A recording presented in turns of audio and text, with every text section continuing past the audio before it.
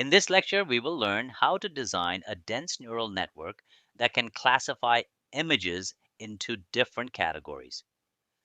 We'll use the CIF AR10 dataset to train our model step by step and see how it makes predictions.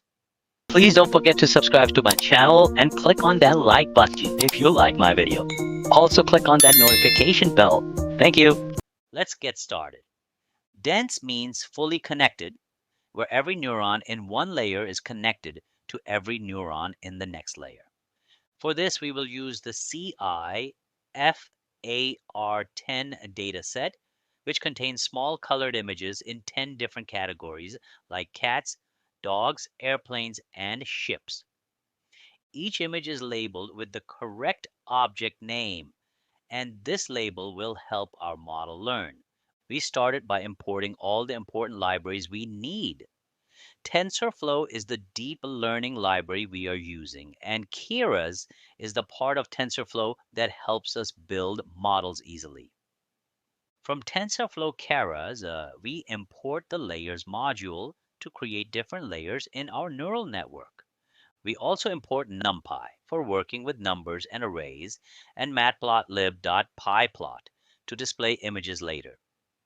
After that, we use the CIFAR10 dataset using a function called Keras datasets, CIFAR10 load data. This function gives us two sets of data, the training data and the test data. These are stored in variables like xtrain, ytrain, xtest, and ytest. The variable xHighTrain contains the actual images for training, while ytrain holds the labels, the correct answers. The shape of the image data is 32 by 32 pixels with 3 color channels, so each image has a size of 32 by 32 by 3 moondrom. Since image pixel values range from 0 to 255, we normalize them to make the training easier. This means we divide the values by 255.0 so that all values fall between 0 and 1. This makes it easier for the model to learn patterns without being affected by large numbers. We do this by using a simple division on xtrain and xtest.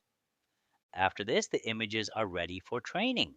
Before we can feed the images into a dense neural network, we need to flatten them. This means turning each 32 by 32 by 3 image into a single long list of numbers. For this, we use a layer called flatten. This layer takes the three-dimensional image and turns it into a one-dimensional array of pixels. The flattened version of a 32 by 32 by 3 image becomes a list with 3072 numbers. Next, we create our model using a class called sequential. This allows us to build the model one layer at a time from input to output. The first layer we add is the flatten layer, which prepares the data. Then we add a dense layer with 256 neurons. The number 256 is the number of neurons in that layer, and each neuron learns something different about the data. We also use an activation function called ReLU, which stands for rectified linear unit. This function helps the model to learn nonlinear patterns in the data by turning negative values into 0 and keeping positive values as they are. After the hidden layer with 256 neurons, we add another dense layer, this time with 10 neurons. Why 10? Because CIFAR10 has 10 categories. Each of the 10 output neurons will give a score for one class. The activation function used here is softmax.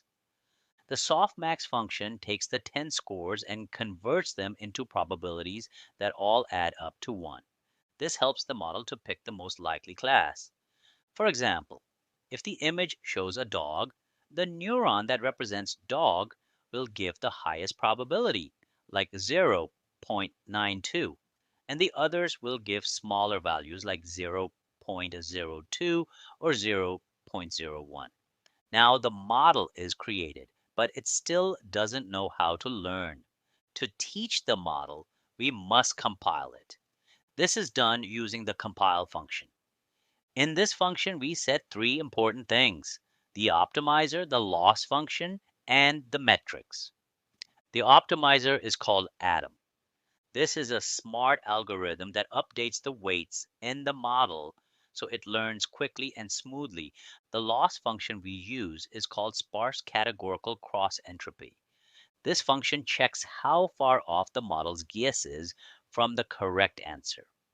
It works well when the labels are numbers from 0 to 9, which is exactly what CIFAR10 uses. The third thing is the metric, which we set to accuracy. This tells us how often the model gives the right answer during training and testing. After compiling, we train the model using the fit function.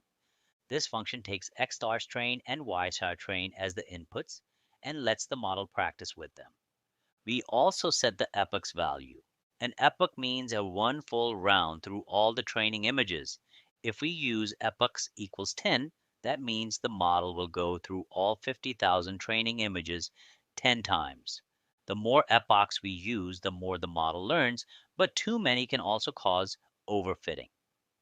We also give validation data, which is set as parentheses x test, y test. This lets the model check its performance on unseen images after each epoch. During training, the model updates its weights again and again. Each time it sees an image, it tries to guess the label. If it's wrong, the loss function shows the error.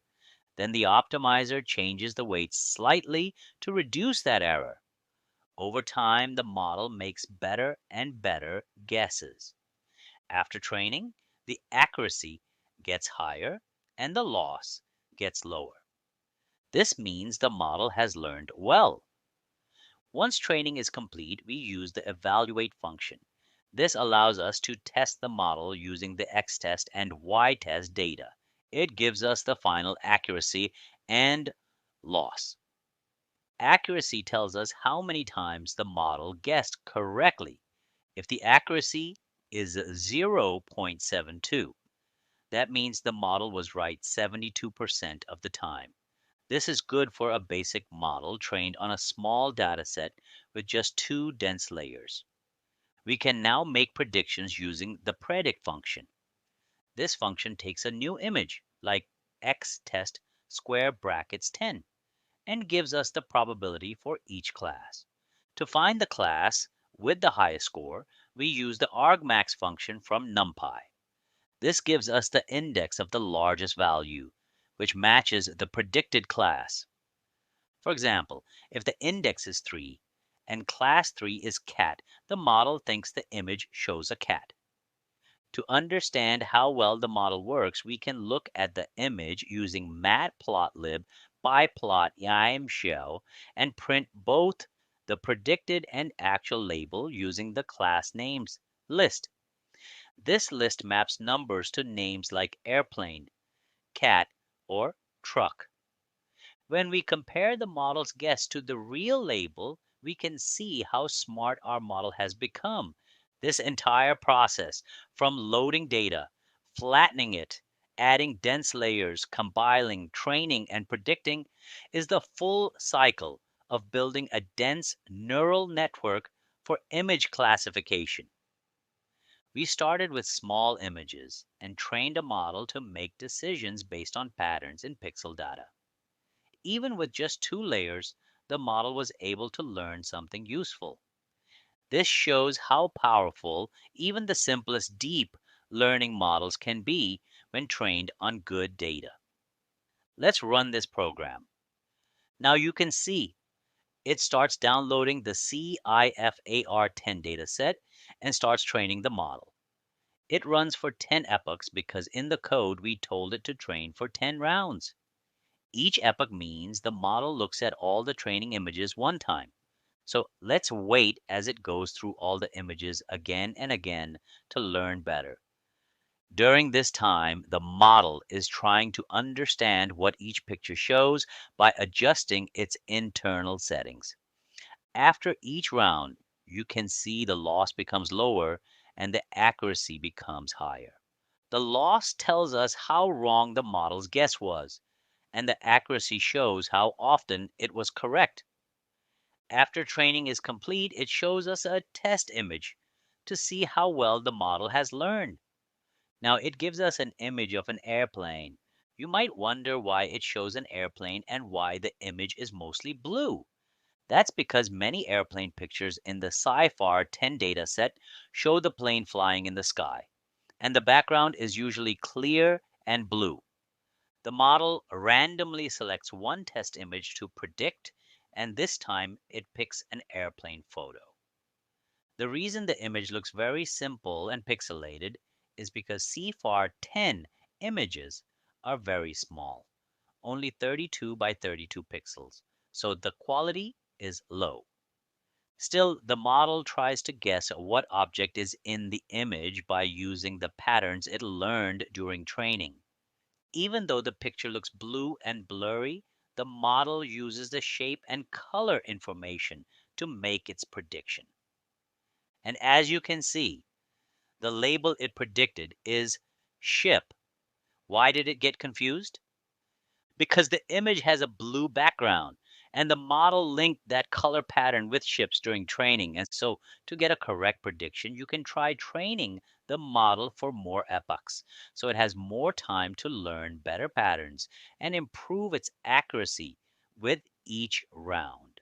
So this is a simple explanation of how a dense neural network learns from the CFAR 10 dataset, makes predictions based on color and patterns, and sometimes gets confused when images look similar. See you in the next lecture.